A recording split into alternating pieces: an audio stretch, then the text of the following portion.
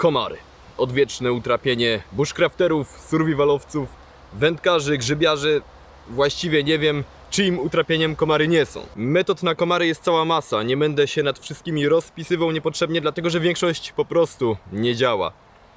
Co mam tutaj w moim magicznym plecaku? Coś niezwykle popularnego, czyli świeczka. Sama świeczka może nie jest popularną metodą przeciwko komarom, natomiast to, co zawiera już tak, czyli olejek cytronelowy. No i właśnie, czy rzeczywiście coś takiego działa? Postanowiłem przetestować to w terenie ostatnio, wtedy kiedy z ojcem poszukiwaliśmy złota w górach. W niższych partiach gór komary nam doskwierały. Postanowiliśmy rozpalić taką świeczkę z olejkiem cytronelowym. No i powiem wam szczerze, że nie działa. Mimo że jest ze sklepu Milworld, mimo że to jest kanał sklepu Milworld, no to postanowiliśmy mówić na tym kanale zawsze prawdę, więc mówię prawdę. Ta świeczka nie działa, nie kupujcie jej. Nie działa świeczka na bazie olejku cytronelowego, tak samo nie działają pozostałe naturalne metody. Nie ufajcie nikomu, kto powie wam, że na przykład wrotycz, lawenda, mięta pieprzowa odstraszają komary. To jest bzdura. Możecie się obłożyć tym zielskiem tutaj naokoło, naparzyć wywarów, wyciągów zrobić. No i nic. Te komary dalej będą latać, dalej was będą kąsać. Możecie mi uwierzyć na słowo, bo przetestowałem praktycznie każdą z tych metod.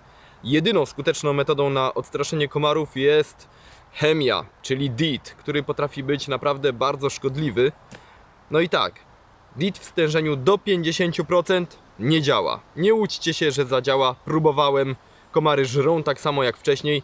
Powyżej 50% nie testowałem, natomiast z opowieści podróżników, którzy odwiedzają dzikie zakątki na przykład Amazonii, twierdzą, że na moskity DEET działa w stężeniu oczywiście powyżej 50, mówią powyżej 60%, z tego co pamiętam. Znowu jakiś strzyżak mi tu wlazł na głowę. Także chemia w dużym stężeniu, która jest jednocześnie szkodliwa, tak. Cała reszta naturalnych metod nie zadziała. Więc w jaki sposób chronić się przed komarami? Na przykład poprzez odpowiedni ubiór. Popatrzcie, co mam na sobie. Koszulę flanelową.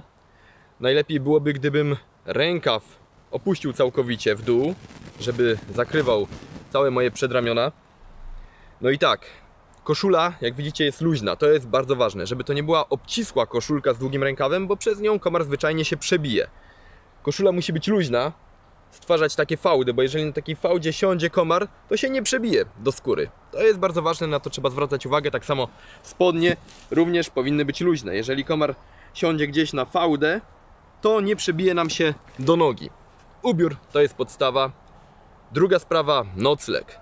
Podczas noclegu musimy się odpowiednio zabezpieczyć przed komarami, inaczej nocy nie prześpimy, a na pewno nie wypoczniemy. I tutaj przychodzą z pomocą moskitiery. To jest moskitiera dwuosobowa, spore rozmiary, waga niska, naprawdę leciutkie to jest, no ale zajmuje sporo miejsca. Natomiast tutaj mam przenośną, lekką, jednoosobową moskitierę i zaraz spróbujemy ją rozłożyć, rozwiesić na tym tutaj powalonym drzewie, także działamy. Drobne, gęsto rozmieszczone oczka w tej siatce powodują, że komar nie ma szans przedostać się do wewnątrz.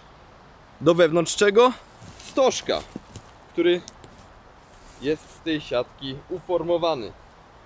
Mamy tutaj jeden punkt, do którego należy wpiąć siatkę, na przykład zawieszając ten punkcik na gałązce. Moskitiera rozpięta niskim nakładem sił, bo nie muszę nosić ze sobą linek, nie muszę nosić śledzi. Wszystko dostarczy mi las. Zamiast linki posłużyła giętka gałązka, zamiast śledzi ostre patyki. Taka moskitiera waży tyle co nic, zajmuje bardzo mało miejsca. No i daje nam ten komfort, że podczas postoju w terenie, czy też podczas noclegu komary nam nie grożą. Jeżeli śpimy na ziemi, to jest tutaj dostatecznie dużo miejsca, żeby się położyć. Zaprezentuję. Można spokojnie iść spać i nie bać się tego, że obudzimy się pogryzieni przez komary, albo co gorsza, że nie zaśniemy w ogóle przez to, że coś nam będzie bzyczeć nad głową. Rozwiesimy sobie większą, dwuosobową moskitierę. Zobaczymy, jak ona się prezentuje, jakie kształty tutaj rozwieszenia możemy uzyskać. Także dobra, składam tę konstrukcję i zabieramy się za większą moskitierę.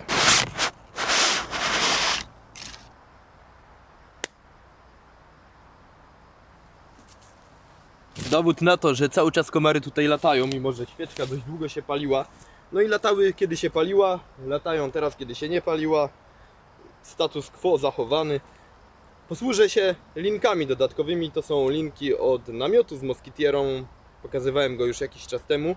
W jednym z odcinków też fajne rozwiązanie, jeżeli lubimy spać w hamaku, to ta moskitiera jest w ten hamak wbudowana. Także nie musimy osobno kupować czegoś takiego i rozpinać nad hamakiem. Mamy hamak od razu z moskitierą. Także to rozwiązanie również polecam dla tych, którzy śpią w hamaku. To jest rozwiązanie dla osób śpiących na ziemi lub też takie, kiedy na przykład chcemy się na chwilę gdzieś w terenie zatrzymać, odpocząć. Jak widzicie, z tą moskitierą jest już znacznie więcej zachodu. Po pierwsze, musimy znaleźć odpowiednio rozmieszczone względem siebie drzewa.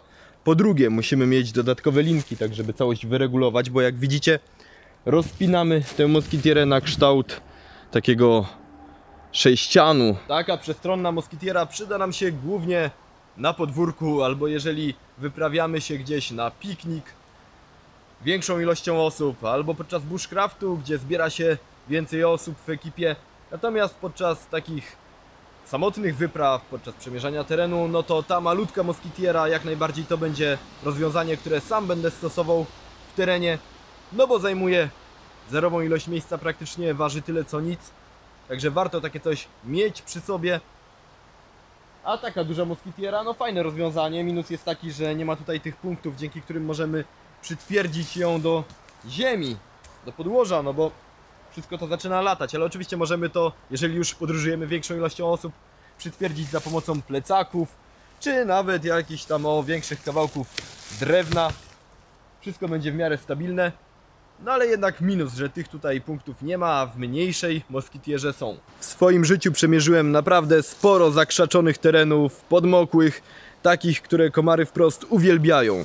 No i niestety, żaden ze specyfików chemicznych na mnie nie działał. Żadne brosy, ofy, wszystko testowałem.